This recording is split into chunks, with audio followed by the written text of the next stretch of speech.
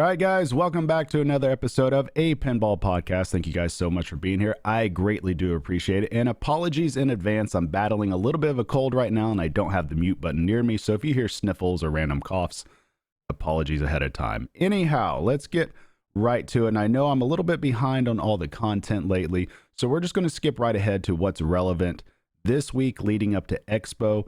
I'll talk about my thoughts on Godzilla on the next podcast as I finally have some games on it. I'll talk about my thoughts on Halloween on another show as well, as I have plenty of games on there. But today we're going to talk about Legends of Valhalla from American Pinball, and we're going to talk a little bit about Expo. So, in case you've been living under a rock for the past couple of days, American Pinball has actually announced Legends of Valhalla. And as you can tell right here, if you're watching on YouTube, thisweekinpinball.com has its pinball deep dive, of course, that they always do across all the games, all the manufacturers, which is great. But American Pinball did something a little bit different here. They ended up putting games out on location across the country. Like, we're talking locations out in California. I think a location in South Carolina with Fred Richardson's area, I believe. I think Fred owns that. I forget. Either way, I know it's at Bangback, and I think there's also units that are around Chicago, and I think one even went up to Minnesota. So, and then Jack Bar also out in New York. So they're basically everywhere, which is an interesting thing, as that's the way it used to be about 2-3 decades ago, however long it's been, to where these manufacturers would put the games out on location early on to get testing out of the way. Now, I'm not so sure if this was really the intention, as these games just went out just a couple of days ago, and of course now everybody knows about it this day and age in the internet, and I don't know so much if it's out there for testing as it is just to build up awareness and kind of nearly like a viralness to it, to have people start talking online, just as if we're doing right now via podcast. So either way, in that case, it obviously worked. Now, if we're talking about Legends of Valhalla in general, I haven't really seen too much gameplay of it. I've seen gameplay in the past, as this pinball machine is from Riot Pinball, so it has been around for a little over a year, maybe even 2 years at this point. So it overall, you know, I don't really know what to make of this game. What I do know is that American Pinball has announced that there's 300 limited deluxe models out. Now, that being said, it appears that there could possibly be even more at this point. So if we look over at Pinside, there was actually a thread on there, Legends of Valhalla revealed and ready to order with Pinball Star. And that's the thread that we're on. Now, somewhere in here, and I had it up just a second ago, there was another distributor. Yes, it's right here. So Kingpin Games, and this was as of 14 hours ago. They announced, FYI, API has updated the total number of deluxe machines from 300 to 500. It appears that the demand is there for this one. So, you know, for a lot of people, I know that will anger a lot of people out there. And then, of course, there's going to be some people that won't care either way. Me personally, I'm one of those that kind of bothers me a little bit, because to me, if you're putting out something that's supposed to be limited and people are ordering early on for that particular game based off that model number or that amount of units, I think you should stick to that. So it's kind of a dicey thing. I think we're going to see that play out. I'm going to just go ahead and call this not exactly confirmed just yet, because I haven't heard from any other distributors or anything like that they've heard the same thing, but this is being floated out there. So I'm curious to see exactly what that does with the community and how that galvanizes people, if it does at all, leading up to Expo. That comes up this week, as a matter of fact. So moving on and looking through this pin, you know, I don't really know what to make of it. Like I was saying, I haven't seen much gameplay, but in general, I like the idea of new pinball coming out regardless. And, you know, I must admit, this layout has me semi-intrigued. Now, it's not exactly a layout that just grabs me immediately like a Godzilla would, but I will say, even in the post-Elwyn era, that this layout does look fairly decent compared to other layouts that are out there. Now, if you're seeing this on the video right now, you'll notice that there are 3 ramps. There's a left ramp, center ramp, and a right ramp that happens to be accessible from the upper flipper. So this is a 3 flipper game. That right ramp cannot be hit by any of the lower ramps or by any of the lower flippers, but it can be hit by the left upper flipper. And it kind of reminds me a little bit of nearly a Doctor Who type ramp. Now, the placement isn't exact. That's just kind of what it reminds me of at first glance when I see this. And obviously, based off the inserts, there's going to be plenty of modes there. I believe just based off their promo art that they came out with, or their promotional stuff, it says that they have 22 total modes. As you can tell right here, we'll zoom in a little bit. 22 total modes, including 16 Legend Battle modes, with 5 being multi-ball, 6 other modes, 3 of them are multi-ball, Valhalla Wizard mode, and a Ragnarok Super Wizard mode. So obviously there's going to be lots of modes in there. I don't know how the code's going to be exactly. I don't know exactly how this rule set is really going to fit the way that the layout is. Again, I haven't seen too much of it, so we're all going to learn this all together. Now, looking at the playfield features of this game, there's 3 flippers, 6 balls, 3 metal ramps, just like we talked about, with wire form returns. So that's kind of important to me. I prefer wire forms over the plastic returns. There's also an interactive Thor's hammer that I believe is located in the back, and I think you actually activate that. Now, reports have come out from people that have played this on location that they've gone as much as 5, 10, sometimes even 20 games without ever activating it. So I don't know exactly when that comes into play and what all you have to do to make that come into play. But it does clearly say here that that is activated by a third flipper button, which makes it come crashing down onto the ball. So it's kind of like your premium LE Metallica when they had that giant hammer just hitting the ball. Now, I don't know if that means that the ball will just come down through the playfield. I'm not sure. I haven't heard too much about it. So it also says it has 1 spinner, 1 berserker controllable drop target. I have no idea what that means. 7 stand-up targets, flippers lit with apron lighting, special gold reflective apron, and over 100 RGB lights. So obviously they put in a lot of lights here. I believe Godzilla might have somewhere between 13 and 20 RGB lights, if I remember correctly. Apologies if I'm wrong on that, but I know Stern, outside of Led Zeppelin, they haven't put in too many lights, RGB style, into their game. So that might give you guys out there a little bit of an indication of how many actual lights are in this game. Now, obviously, it pales in comparison to GNR, but at the same time, Jersey Jack just basically threw every single light known to man into those games. So this game also has 2 spotlights, 12 flashers, a sculpted and hand-painted skull pile, sculpted and hand-painted Odin figure, and special hand-painted shields on ship, plus 500 professional callouts via Jeff T. Olis. So big shout out to Jeff getting on a game that's actually going to get out to people. So that's awesome. That's going to be super exciting. Excuse me 1 second. Yeah, I knew it was going to happen. I knew I was going to have to clear my sinuses out. All right, so also deluxe edition cabinet features real mirrored back glass. That's pretty dope. A topper comes with it, a 15.5-inch full color high resolution LCD, 4 stereo speakers, plus 8-inch cabinet subwoofer. Now this one's pretty cool, an epic soundtrack featuring 23 songs from 2 Steps of Hell. Now for those that aren't familiar with what this band is, they've been on some commercials, I believe, and then they also did some of the soundtrack, or maybe all of the soundtrack for The Hobbit. I forget how much they did on that, but their music is pretty cool, and I think it matches up well for what this theme is. So it also says it's upgraded gold color powder coated side rails, back box hinges, lockdown bar and legs.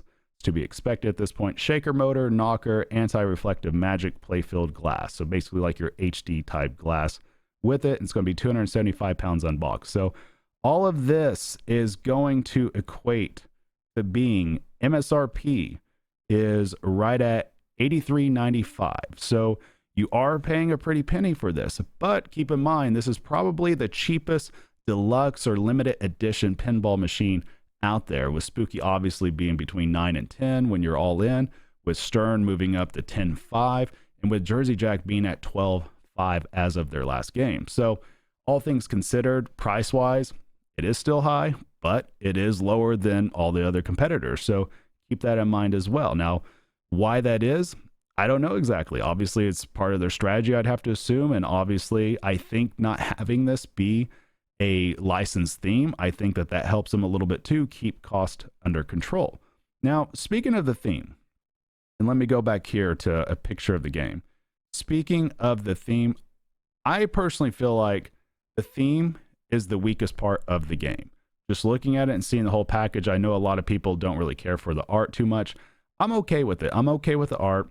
I haven't heard call outs yet, so I can't judge on that. I don't know too much of the code, but just looking at this, just knowing what I know right now, it appears to me that the theme would have to be the weakest part of the game thus far. And so with that being said, is this puts us in a weird position, because to me, when it comes to pinball, the last thing that you want to be the weakest part of your game is the theme.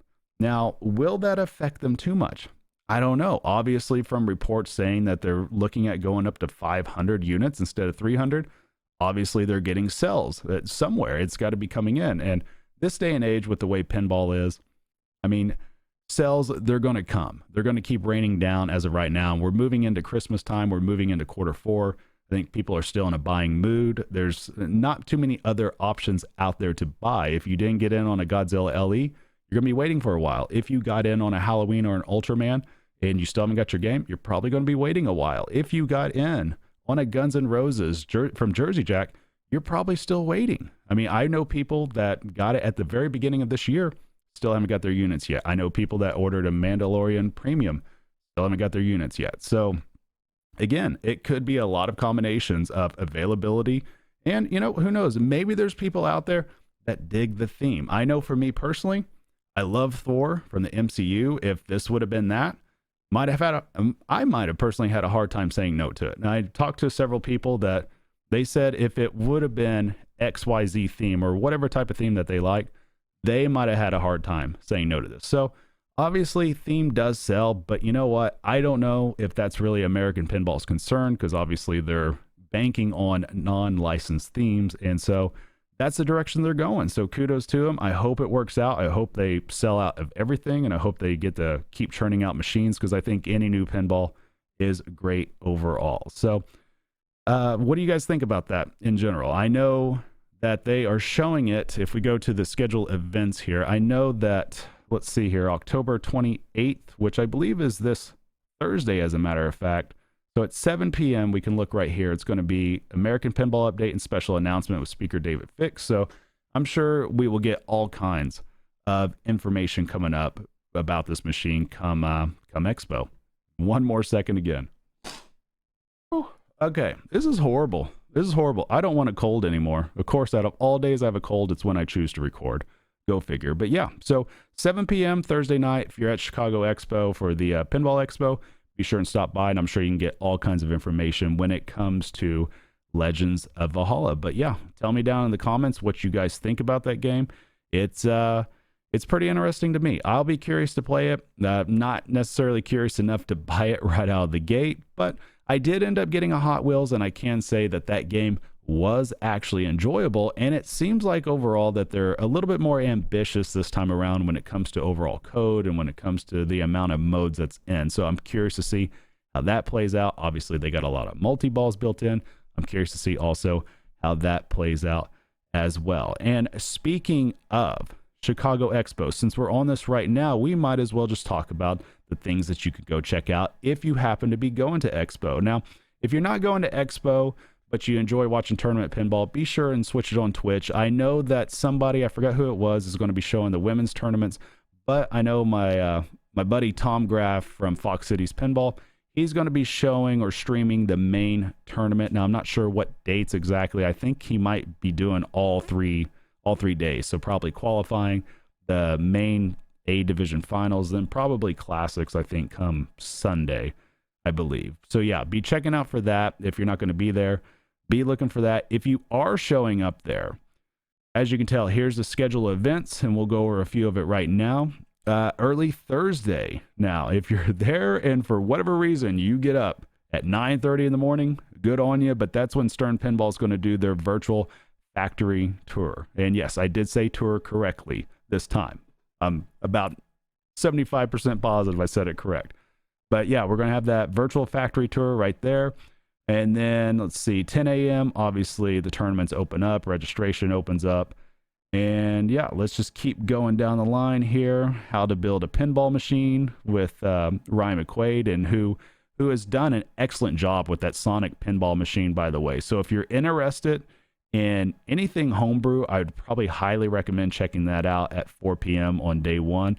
And I believe Mark Seiden, I hope I got that name correct, I believe that's the newest Jersey Jack pinball designer actually, and he designed Metroid. I think I'm pronouncing that correctly. I think that's the game that he designed also. And let's see, let's just keep going down. Of course, we already talked about 7 p.m. with David Fix. 8 p.m. fireside chat with Pat Lawler. So that could be interesting for some people to check that out. Then we move on to day 2, which again, let's see, 8:15 in the morning. Whew, I don't know. If you guys can get up that early while at an expo, more power to you. My butt would be sleeping in though. And let's see here. What else do we got? Let's see, Keith Holbrook, 11 a.m. Total Pinball Restorations. I think something like that would be pretty cool to listen to as well. I'm very interested in stuff like that. I'm not good at it. We've tried it before. It's insanely tough, but hearing the experts talk about it, that would be something I'd be interested in. Let's see, the best and worst advice seen on the internet. Don't know what that would be about, but that's at 2 p.m. Let's see, 3 p.m. What's happening at Chicago Gaming? So that's an interesting time frame to do it, to where you do it in the middle of the afternoon on the second day when Chicago Gaming is coming out with Cactus Canyon at some point. Now, word coming out is that it's very possible that Cactus Canyon will not be at Expo, but hopefully that is wrong. Hopefully it is there and people do get a chance to see the newest game, or at least the newest remake in all of its glory, and get a chance to flip it. And then moving on, it looks like we have, let's see, later that evening, Gary Stern's introduction to the International Video Hall of Fame, with the presenter being Walter Day, and that's at 8 p.m. And then 8:45 is an evening with Jersey Jack. So you get to speak with Jack himself and staff. Now, apologies there again. I'm starting to sniffle one more time. Now, I'm not sure if they're going to announce any games at Expo. And now, of course, there's people going back and forth. Will they announce their newest game, which happens to be based off a Pixar Disney property that I won't name here, but you guys pretty much already know because we've said it before. Now, are they going to announce it at Expo? Personally, I don't think that they would, just because I feel like they still need to get some more games out. And I think kind of distancing themselves from everybody else and doing a similar release as they did with GNR would go a long ways for them. They definitely set the bar on that. And I think if they go that direction again, even if they go even 50% towards that direction, I think that they probably sell out their CEs day one. That would not shock me one bit. I would be very surprised if they chose Expo as a way to show off their game or announce their game ahead of time. Maybe they can just show some sort of teaser. Maybe that might work. I don't know. I wouldn't mind that, but just don't debut the game there. I think that would be the wrong time personally.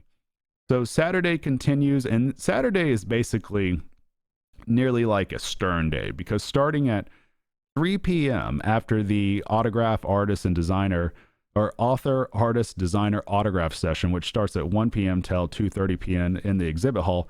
But starting at 3 p.m. is the making of Led Zeppelin with Tim Sexton. And literally from 3 p.m. all the way through, it looks like possibly 9 or 10 p.m., it's just all Stern. I mean, we've got the making of Led Zeppelin. You got Jack Danger and Wason talking about Jurassic Park, The Pen. You've got, let's see, at 5, you have the making of The Mandalorian with Brian Eddy and Dwight Sullivan.